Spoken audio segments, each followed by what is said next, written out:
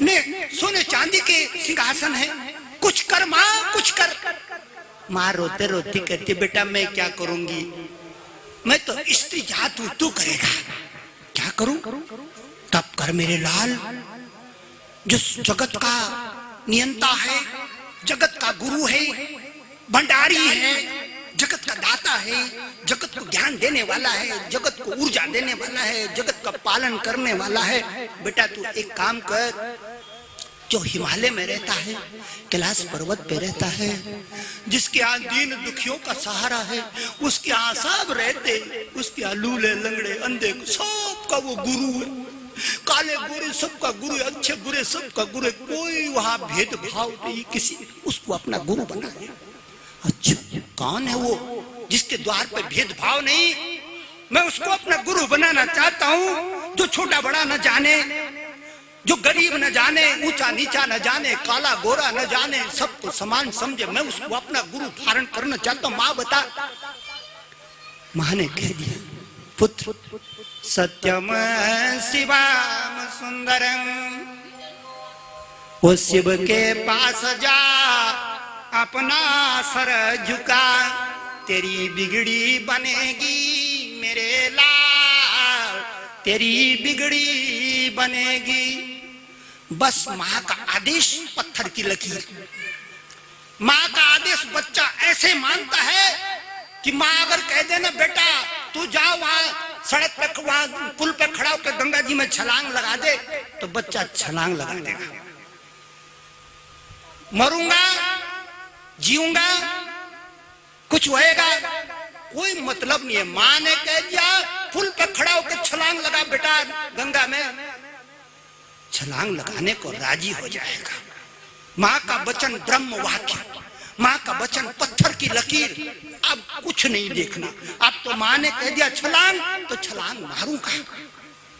रावण भगवान शंकर की तपस्या में कैलाश पर्वत में डट गया, न दिन देखा न रात देखी, सब तपती तपती तपती तपती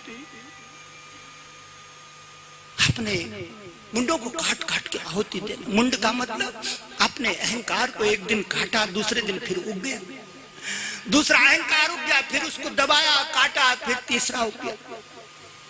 सारे 10 अहंकार को काट काट करके भगवान शिव का आशीर्वाद मिला। शिव ने कहा पुत्र तू योग्य है, मैं तेरे को वरदान देना चाहता हूं जो तेरी मनोकामना हो। इस तपस्या से तेरे अंदर का सोया हुआ खजाना जगेगा, इस तपस्या से तेरे अंदर की सोई हुई शक्तियां जागेंगी, इस तपस्या से तेरे को एक नहीं 10 बुद्धिमानों के बराबर बुद्धि ज्ञात होएगी। 10 बड़े बुद्धिमानों के बराबर तेरा मुंड होएगा, 10 आदमियों के बराबर तेरे हाथ होएंगे, 10 आदमी जिस पत्थर को उठाएंगे तू अकेला ही उठा लेगा। खुश हो गया रावण। लेकिन अति शक्ति आदमी को गिरा देती है, हजम नहीं होती, हजम नहीं होती। किसी नालायक को मंत्री बना दो ना, मैंने तो देखा अपनी आंखों से, हमारे परिवार में ही कोई भाई बड़ा आदमी हो गया, जब वो बड़ा आदमी हुआ उसने महल बनाया तो न मेरे को बुलाया और न मेरी घरवाली को उद्घाटन पर बुलाया। बोले इनको क्या बुलाना, ये तो नंगे हाथ आ जाएंगे, खाली हाथ आ जाएंगे, कुछ भी नहीं लाएंगे। तो देखो अति जब आदमी के पास हो जाता है तो उसके नाश का रास्ता भी शुरू हो जाता है। कैसा था वो रावण, क्या नहीं था उसके पास, सारा कुटुंब कबीला, सोने का भवन। नहीं माना तो हनुमान जी ने बड़ी लीला करी, आग ठोक दी लंका में, आग ठोक। अब जा। और आखिर में मृत्यु को प्राप्त हुआ, दीवा जलाने वाला कोई न मिला। नारद जी कथा सुना रहे थे। नारद वाचे ततस्तो राक्षसो जातो केशिन्याम विस्रवय सुते रावण कुंभकर्णश्चे सर्वलोको पतापनो। नारद जी कहते हैं, जनता को कहते हैं कि पहले जन्म में हिरण्याक्ष और हिरण्यकश्यप हुआ, ये दोनों द्वारपाल जय और विजय। हिरण्याक्ष को 12 रूप बना के भगवान ने मारा, हिरण्यकश्यप को जलन हो गई, नारायण से मेरे भाई को मार दिया। हिरण्यकश्यप कहते हैं जिसकी आंखों में सोना बैठ जाए, धन बैठ जाए, अति बैठ जाए। हिरण्यकश्यप कहते हैं तू भी ला, तू भी ला, तू भी ला, तू भी लूटो लूटो लूटो लूटो, सोने का बहन बना दो।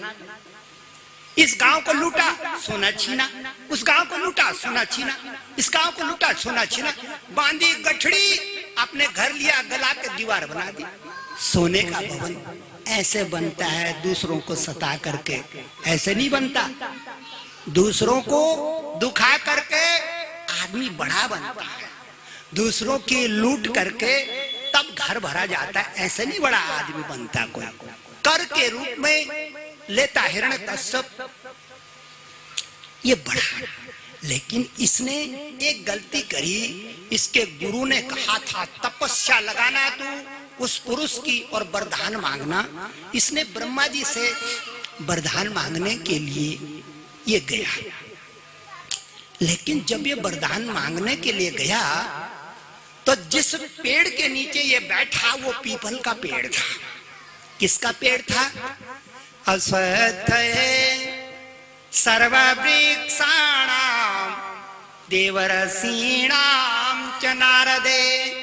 पेड़ों में मैं पीपल का वृक्ष हूं।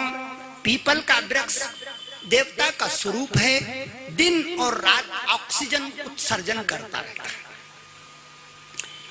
इसीलिए पुराने लोग पीपल वृक्ष लगाते थे, ये दिन और रात प्राण ऊर्जा को फेंकता रहता है।